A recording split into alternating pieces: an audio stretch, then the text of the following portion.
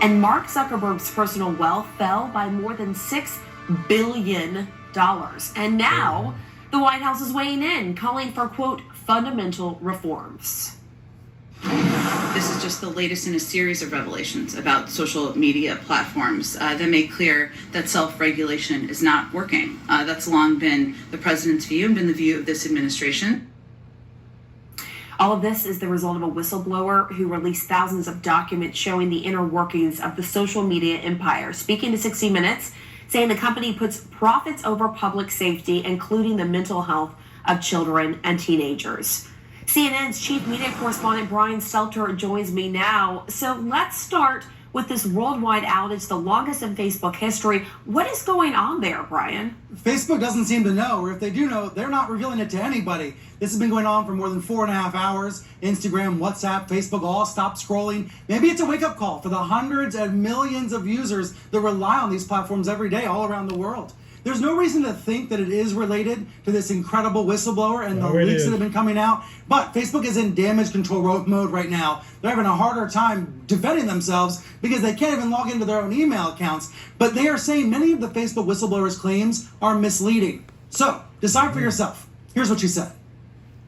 It is subsidizing, it is paying for its profits with our safety. Frances Haugen telling 60 Minutes that she doesn't want to destroy Facebook. She wants to save it. Haugen preparing to testify before the Senate on Tuesday. A whistleblower approached my office to provide information about Facebook and Instagram. That whistleblower was Haugen, and she says she had to speak out because Facebook puts lives at risk. Facebook's own research says it is not just that Instagram is dangerous for teenagers, that it harms teenagers. Is that it is distinctly worse than other forms of social media. Haugen providing internal research to back up her claims and lodging complaints with the SEC. Lying to investors. Her attorney, John Ty, suggesting Facebook could be legally vulnerable. Everything from how much hate speech is removed from the platform to some of the very serious problems that they've had expanding user demographics. All of this putting Facebook on defense, with Haugen making the site sound like a toxic swamp. People enjoy engaging with things that elicit an emotional reaction. And the more anger that they get exposed to, the more they interact and more they consume. A global problem causing a vicious cycle of poisonous politics. Facebook VP Nick Clegg, however, saying advertisers don't want anything to do with that. So neither does Facebook.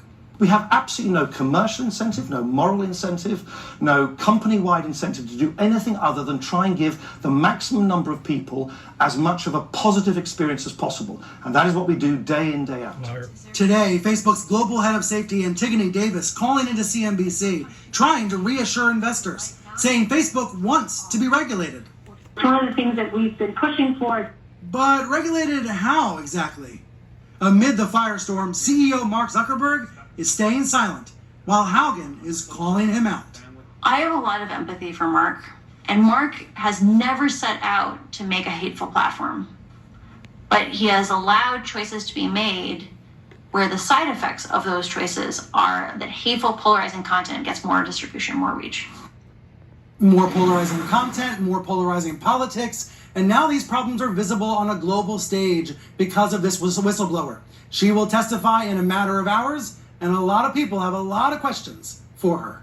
Including our guest coming up. All right, thanks so much, Brian Stelter. So let's discuss this with